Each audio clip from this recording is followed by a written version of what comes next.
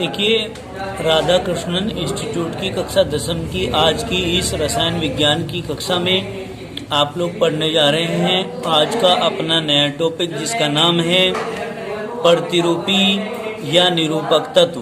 क्या जी? प्रतिरूपी या निरूपक तत्व, जिसको हम अंग्रेजी में टाइपिकल एलिमेंट्स बोलते हैं। क्या बोलते हैं? Typical elements. देखिए, द्वितीय एवं तृतीय आवर्त के तत्व प्रतिरूपी तत्व या निरूपक तत्व कहलाते हैं। क्या कहलाते हैं भाई? प्रतिरूपी या निरूपक तत्व कहलाते हैं। कौन कौन से तत्व? द्वितीय और तृतीय आवर्त के तत्व। कौन कौन से? द्वितीय और तृतीय आवर्त के तत्व क्या कहलाते हैं? प्रतिरूपी या निरूपक तत्व कहलाते हैं। मतलब जिस प्रकार से परिवार के मुखिया होते हैं ना, उनकी बात बता रहे हैं हम। देखो, ये तत्व अपने वर्गों में उपस्थित अन्य तत्वों का आदर्श प्रतिनिधित्व करते हैं। मुखिया भी तो ऐसा ही काम करता है, अपने परिवार को अच्छे प्रकार से लेकर चलता है। तो ये तत्व भी क्या करते हैं? द्वितीय और तृतीय आवर्त के तत्व अपने अपने परिवार के अन्य तत्वों का भी उचित प्रतिनिधित्व करने का काम करते हैं। लिथियम व सोडियम प्रथम वर्ग के निरूपक तत्व हैं, जबकि बेरिलियम व मैग्नीशियम द्वितीय आवर्त के निरूपक तत्व हैं। इसी प्रकार अन्य वर्गों के निरूपक तत्व निम्न प्रकार हैं। टेबल में दिख रहा होगा। लिथियम और सोडियम प्रथम वर्ग के, बेरिलियम और मैग्नीशियम द्वितीय वर्ग के, बोरोन और एल्यूमिनियम तृतीय वर्ग के क्या हैं? निरूपक तत्व हैं। आगे समझ में आगे देखिए, इसके बाद आता है सेतु तत्व। सेतु तत्व को कहते हैं ब्रिज एलिमेंट। क्या कहते हैं? Bridge element.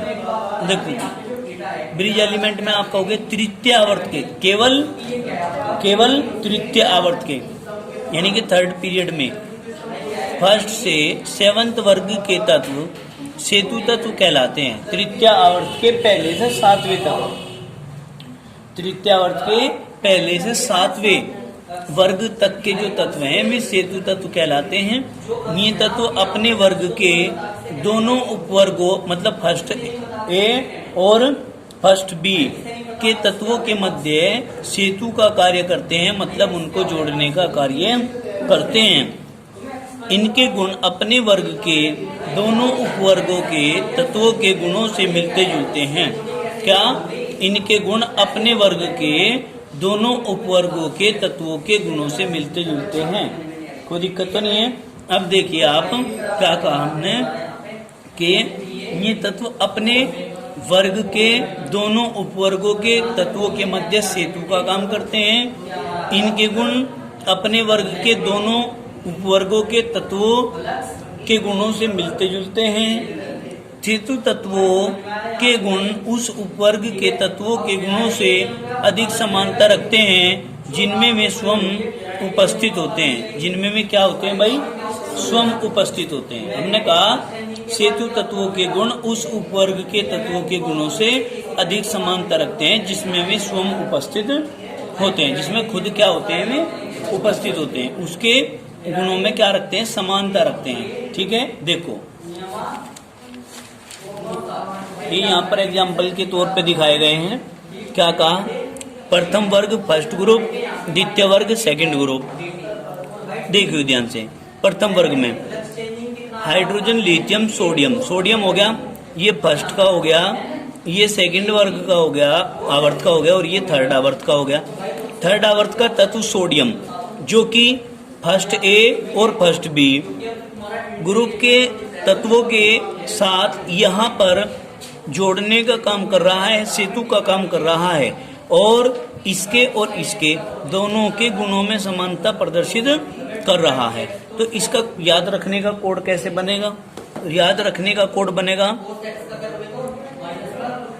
हे ले नेहलन के ब्रे कब्र CS से FR मतलब फरार। याद करने का तरीका हो गया तैयार। क्या? हेलन कब्र से फरार, है से हाइड्रोजन, ले से लिथियम, और ने से ने मतलब Na ने सोडियम पोटेशियम के बरे आरबी CH से FR फरार। तो याद हो गया हेलिन कब्र से फरार, पहले ये आएगा फिर ये आएगा फिर ये आएगा फिर ये आएगा, याद हो गया। अब आगे चलिए दूसरी साइड में, सोडियम ने यहाँ पे सेतु तत्व का काम कर दिया। अब ये कॉपर है, ये सिल्वर है और ये गोल्ड है, इसके लिए क्या बनेगा कोड, कीमत बढ़ती जाती है। अब आप अपने मन में सोचिए, अभी तो आपको पता नहीं कि AU ऊपर आएगा या CU नीचे आएगा, क्या आएगा कहाँ, तो आप कहेंगे कि कीमत बढ़ती जाती है। आप कहेंगे कीमत में, धातुओं की कीमत में अगर बात करें सबसे सस्ता कौन है, तांबा, उससे ज्यादा महंगा कौन है, चांदी, और फिर सबसे ज्यादा महंगा कौन है, सोना। समझ में नहीं आई बात, तो कीमत किसकी बढ़ रही, पहले तांबा फिर चांदी और फिर सोना, उनके आप रिप्रेजेंट कर दो, प्रतीक के रूप में रखे आप, हो गया याद। एक एग्जाम्पल कंप्लीट। आगे चलिए दूसरा एग्जाम्पल हम करते हैं, ये प्रथम वर्ग का था, ये द्वितीय वर्ग का है। द्वितीय वर्ग में यहाँ फर्स्ट आवर्त में कुछ नहीं होता है, यहाँ खाली स्थान होता है। फिर द्वितीय सेकंड आवर्त में बेरिलियम होता है, थर्ड आवर्त में फिर कौन होता है, मैग्नीशियम होता है, और ये मैग्नीशियम थर्ड आवर्त का है। तो आपने कहा थर्ड आवर्त के तत्व जो है वो सेतु का काम करते हैं, तो सोडियम और मैग्नीशियम यहाँ सेतु का काम कर रहे हैं, तो आपने कहा थर्ड आवर्त का सेतु का काम कर रहा है ये, और ये सेकंड A है और ये सेकंड B है, इन दोनों को जोड़ने का काम कर रहा है। अब बात फिर घूम करके वही आती है बेटे कि इनको याद कैसे किया जाए, तो हम क्या कहेंगे, याद करने के लिए एक कोड बनाते हैं, बेटा मतलब BE, MG से मांगे, CA से कन्या, SR से सुंदरी, BA से बाप और RA से राजी। बेटा मांगे कन्या सुंदरी और बाप राजी। समझ में आ गई बात, क्या कहेंगे, बेटा मांगे कन्या सुंदरी बाप राजी, ये एक कोड तैयार हो गया। अब आप कहेंगे बेटा BE से बनता है, मांगे MG से बनता है, CA मतलब कन्या से बनता है, कन्या से CA बनता है, सुंदरी SR बनता है ना, BA बाप हो गया और राजी RA हो गया याद। अब इसके बाद ये तो हो गए किसके बेटे, सेकंड A के, ये किसके हो गए, ये हो गए सेकंड A के, क्लियर होगी बात।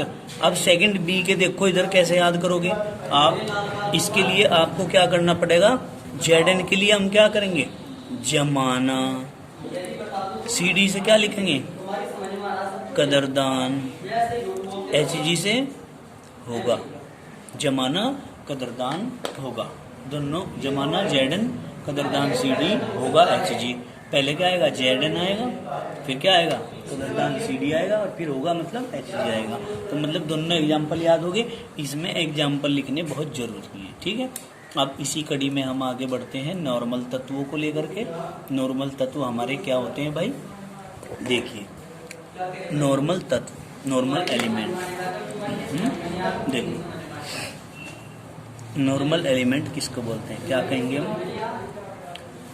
जिन तत्वों के गुण सेतु तत्वों के गुणों से अधिक समानता रखते हैं। इससे पहले अभी अभी सेतु तत्व पढ़े, कौन कौन थे, मैग्नीशियम और सोडियम, ये सेतु तत्व थे। अब जो तत्व सेतु तत्वों से अधिक समानता रखते हैं क्या कहलाते हैं, उन्हें सामान्य अथवा नॉर्मल तत्व कहते हैं। उनको क्या कहते हैं, सामान्य अथवा नॉर्मल तत्व कहते हैं। सेतु तत्वों को भी सामान्य अथवा नॉर्मल तत्व कहते हैं। सभी A उपवर्गों के तत्व नॉर्मल तत्व हैं। A उपवर्गों के, ये वाले A उपवर्गों के जो तत्व हैं, A वाले उपवर्गों के ये सारे के सारे क्या हैं भाई, नॉर्मल तत्व। समझ में आई बात, क्यों है, क्योंकि ये तत्व इस सोडियम से ज्यादा समानता प्रदर्शित करते हैं, ठीक है। अब नॉर्मल तत्व भी आप इनको कह सकते हैं। इसके बाद आता है एफिडेविट, किसने बनवाया है, आपने बनवाया, आपने नहीं बनवाया, बनवाइए, आपने बनवा लिया, आपने बनवाया नहीं बेटे, दिक्कत हो जाएगी, काफी दिन हो गए क्या रखा है, पता नहीं क्यों नहीं समझते बात को। आपने बनवा लिया, आपने अच्छा, और ये बनवा के अपना शुल्क जमा करा के बेटे क्लास में अपना नियमित रूप से बैठोगे, ठीक है। अब देखो यहाँ देखो, समझिए क्योंकि बेटे नियम है, नियम का पालन करना चाहिए सही तरीके से, फिर दिक्कत नहीं आती। संक्रमण तत्व, संक्रमण तत्व को क्या कहते हैं? Transition element. जब इन्होंने बनवा लिया, आपने क्यों नहीं बनवाया? बनवा लिया, जमा कर दिया, जमा करो इसे। देखो यहाँ उपवर्ग में जिन तत्वों के गुण, सुनियो बात बेटे, उपवर्ग में जिन तत्वों के गुण सेतु तत्वों के गुणों से समानता रखते हैं। क्या? उपवर्ग में जिन तत्वों के गुण सेतु तत्वों के गुणों से समानता रखते थे। सुनियो बात, उपवर्ग में जिन तत्वों के गुण सेतु तत्वों के गुणों से समानता रखते थे उन्हें संक्रमण तत्व कहा गया। 8th वर्ग के तत्वों को भी संक्रमण तत्व कहते हैं। इस प्रकार सभी बी उपवर्ग तथा 8th वर्ग के तत्व संक्रमण तत्व कहलाते हैं। भाई ए वर्ग के जो थे वे तो नॉर्मल हो गए, में ए वर्ग के तत्व जो सेतु तत्वों से समानता रखते हैं वे क्या थे? नॉर्मल तत्व। और बी उपवर्गों के में तत्व जो सेतु तत्व से गुणा में समानता रखते हैं गुणों में, यानी कि ये वाले तत्व कौन से? ये वाले तत्व, ये भी तो सेतु तत्वों से गुणों में समानता रख रहे हैं, इसलिए इसको भी हम क्या कहते हैं? इन तत्वों को संक्रमण तत्व कहते हैं। बताइए जरा इतनी बात समझ में आई क्या? कोई दिक्कत है? इम्पोर्टेंट है ये तीनों, इम्पोर्टेंट। आंतरिक संक्रमण तत्व, इसको इनर ट्रांजिशन एलिमेंट बोलते हैं। क्या बोलते हैं? Inner transition element. देखो क्या कहते हैं, परमाणु क्रमांक 58 से 71 तक के तत्वों को लेंथेनाइड श्रेणी के तत्व या लेंथेनाइड्स अथवा दुर्लभ मर्दा तत्व कहते हैं। क्या कहते हैं भाई? परमाणु क्रमांक 58 से 71 तक के जो तत्व हैं वे लेंथेनाइड श्रेणी के लेंथेनाइड्स तत्व हैं अथवा दुर्लभ मर्दा तत्व हैं। परमाणु क्रमांक 90 से 103 तक के तत्वों को एक्टेनाइड श्रेणी के तत्व या एक्टेनॉइड्स कहते हैं। क्या कहते हैं? एक्टेनॉइड श्रेणी के तत्व या एक्टिनाइड्स कहते हैं। कितनों को? 58 से 71 तक को लेंथेनाइड्स और 90 से 103 तक को एक्टेनाइड्स कहते हैं। लेंथेनाइड श्रेणी के तत्वों के गुण एक दूसरे से मिलते जुलते हैं। क्या होते हैं? एक दूसरे से मिलते जुलते हैं। समझ गए? टेबल में नीचे की तरफ दे रखी है 2 श्रेणियां। भाई ये आपकी टेबल है, दिख नहीं रही? ये टेबल है, देखो टेबल है क्या? इस टेबल में आपको नीचे की तरफ दिख नहीं रही क्या? 58 से 71 तक और 90 से लेकर के कहाँ तक? 103 तक के जो तत्व हैं ये लेंथेनाइड्स हैं और एक्टेनाइड्स तत्व हैं। अब इनको क्या कहा गया? देखो ध्यान से, यहाँ देखो। इसी प्रकार एक्टेनाइड श्रेणी के तत्वों के गुण एक दूसरे से मिलते जुलते हैं। इन दोनों प्रकार के तत्वों को आंतरिक संक्रमण तत्व भी कहते हैं। क्या कहते हैं? आंतरिक संक्रमण तत्व भी इनको हम कहते हैं। बताओ समझ में आई क्या बात? एक पंक्ति में लेंथेनाइड तथा दूसरी पंक्ति में एक्टेनाइड्स के तत्व हैं। एक पंक्ति में कैसे है? लेंथेनाइड और दूसरी पंक्ति में कैसे है? एक्टेनाइड्स प्रकार के तत्व हैं। समझिए ध्यान से। आधुनिक दीर्घाकार आवर्त सारणी क्या कहते हैं? Long modern periodic table. देखो बेटे, मेंडलीव की संशोधित आवर्त सारणी में उपस्थित दोषों को दूर करने के लिए राग, वर्नर और बरी आदि वैज्ञानिकों ने बोर के इलेक्ट्रॉनिक विन्यास को आधार मानकर एक आवर्त सारणी बनाई। क्या भाई बताओ? राग, वर्नर और बरी आदि वैज्ञानिकों ने बोर के इलेक्ट्रॉनिक विन्यास को आधार मानकर एक आवर्त सारणी बनाई, जिसे दीर्घाकार आवर्त सारणी या प्रवर्धित आवर्त सारणी कहते हैं। जिसको हम क्या कहते हैं? दीर्घाकार आवर्त सारणी या प्रवर्धित आवर्त सारणी कहते हैं। इसे बोर की आवर्त सारणी भी कहते हैं। क्या कहते हैं इसको? बोर की आवर्त सारणी भी कहते हैं। इसके अनुसार तत्वों के भौतिक एवं रासायनिक गुण उनके इलेक्ट्रॉनिक विन्यास के आवर्ती फलन होते हैं। क्या? तत्वों के भौतिक और रासायनिक गुण उनके इलेक्ट्रॉनिक विन्यास के आवर्ती फलन होते हैं या परमाणु क्रमांकों के आवर्ती फलन होते हैं। अब जो सबसे पहले आवर्त सारणी आई वो मूल आवर्त सारणी, उसमें परमाणु द्रव्यमानों के आवर्ती फलन थे। उसके बाद जो आवर्त सारणी आई उसमें परमाणु क्रमांकों के आवर्ती फलन होते हैं। लेकिन आधुनिक या दीर्घाकार आवर्त सारणी जो आई इसमें इलेक्ट्रॉनिक विन्यासों के आवर्ती फलन होते हैं। ध्यान रखेंगे इस बात को। तत्वों को उनके परमाणु क्रमांकों के बढ़ते हुए क्रम में रखने पर उनके इलेक्ट्रॉनिक विन्यास में आवर्तिता पाई जाती है। उनके इलेक्ट्रॉनिक विन्यास में क्या पाई जाती है भाई? आवर्तता पाई जाती है। अक्षैतिज पंक्तियों को आवर्त, जबकि ऊर्ध्वाधर स्तंभ को समूह या वर्ग कहते हैं। क्या कहते हैं इसको? समूह या वर्ग कहते हैं। बताओ जरा, इतनी बात समझ में आई क्या? भाई अक्षैतिज पंक्तियां जो हैं उन्हें तो आवर्त कहते हैं, और जबकि जो ऊर्ध्वाधर पंक्तियां हैं जो गणित की कॉपी के निशान वाली होती हैं उनको वर्ग या समूह कहते हैं। दीर्घाकार आवर्त सारणी में 7 आवर्त तथा 18 समूह हैं। क्या? 7 आवर्त और 18 समूह हैं। देखो यहाँ ध्यान से, 7 आवर्त और 18 समूह कहाँ हैं सारणी में?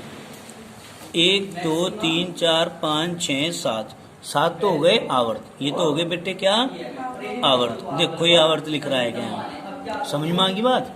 और इसने कहा 18 वर्ग हैं या समूह हैं। देखो 1 2 3 4 5 6 7 8 9 10 11 12 और 13 14 15 16 17 और 18। 18 क्या है इसमें? बताओ क्या है? 18 वर्ग या समूह हैं। क्या है? वर्ग या समूह। देखो ये दे दिया समूह संख्या, दे दिया इसमें समूह संख्या। अब देखिए इसमें आप एक चीज ध्यान करेंगे, क्या? ये जो टेढ़ी मेढ़ी जिगजैग लाइन आ रही है ये रेखा धातु और अधातुओं को अलग करती है। देखो ये टेढ़ी मेढ़ी रेखा दिख रही है क्या? ये दिख रही होगी, यहाँ दिखाई दे रही है। अब इसमें इस टेढ़ी मेढ़ी रेखा से जो नीचे वाले हैं ये सारे के सारे धातु हैं, इससे जो ऊपर हैं वे सारे के सारे अधातु हैं। परंतु क्या कहेंगे भाई? ये जो नीचे हैं ये सारे के सारे क्या हैं? धातु, और ये जो ऊपर हैं ये क्या हैं? अधातु।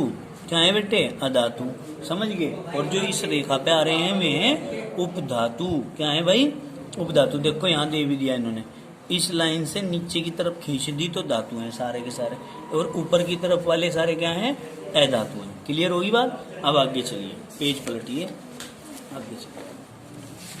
देखो इसमें आता है आवर्त। क्या आता है बेटे? आवर्त। समझो ध्यान से भाई, आवर्तों में हम क्या कह रहे हैं तेजी के साथ। आवर्त को अंग्रेजी में पीरियड्स बोलते हैं। क्या बोलते हैं?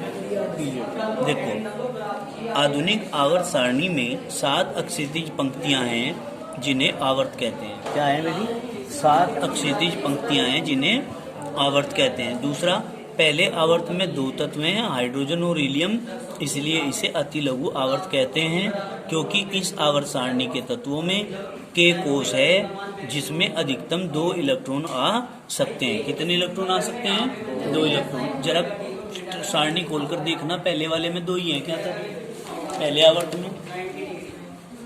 पहले वाले में 2 ही हैं। कौन कौन से हैं? हाइड्रोजन और हीलियम। 2 हैं तो छोटे नहीं हैं ये, इसलिए इसे क्या नाम दे दिया? अति लघु आवर्त दे दिया। और K कोष है केवल इसका। कौन सा है? K कोष है, और इसीलिए इसको हमने छोटा कोष कहा। 2 ही तत्व आ रहे हैं इसलिए अति लघु मान लिया। ठीक है, 2 इलेक्ट्रॉन है, 2 तत्व हैं बेटे इसमें। आगे देखिए, दूसरे आवर्त में 8 तत्व लिथियम से नियोन तक हैं।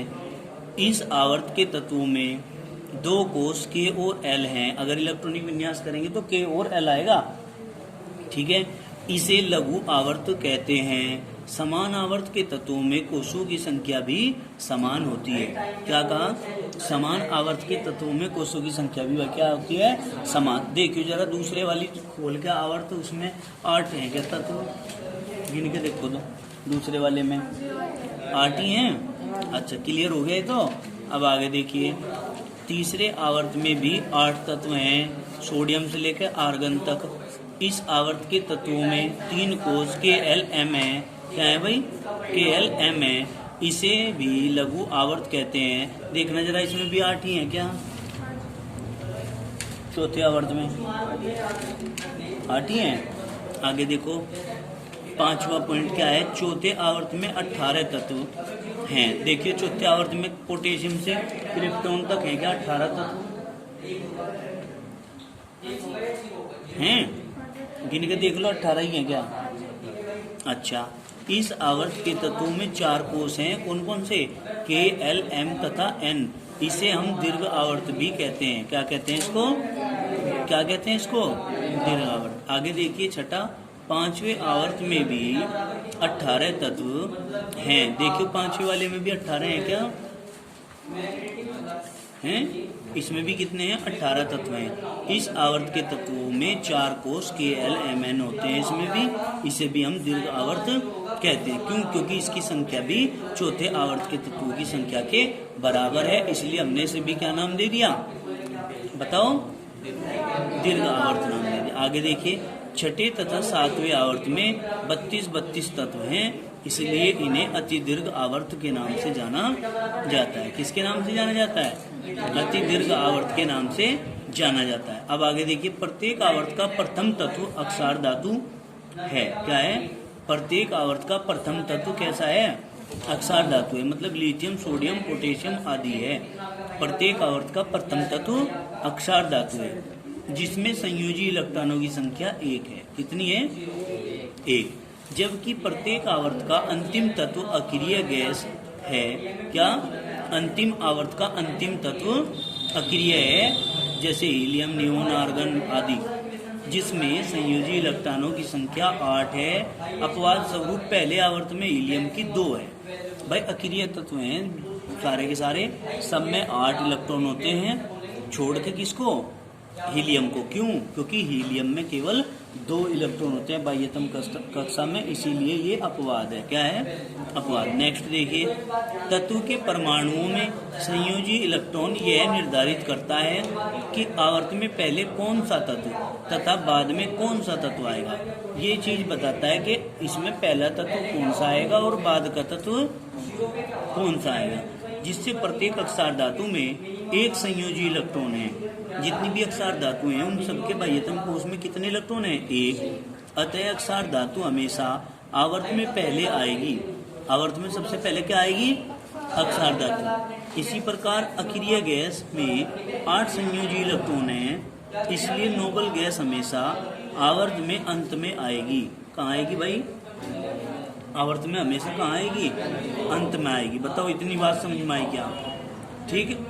क्या कहा कि अक्षार धातु जो है आवर्त में सबसे पहले आएंगे, क्योंकि इनकी बाह्यतम कोष में 1 इलेक्ट्रॉन होता है, और अक्रिय गैस जो है वो सबसे बाद में आएंगे। क्यों? क्योंकि इनका बाह्यतम कोष पूर्ण भरा होता है, अर्थात उसमें 8 इलेक्ट्रॉन होते हैं। आज के लिए इतना ही काफी, बाकी करेंगे कल। धन्यवाद। बैठ के अब जाए याद करिए अपना।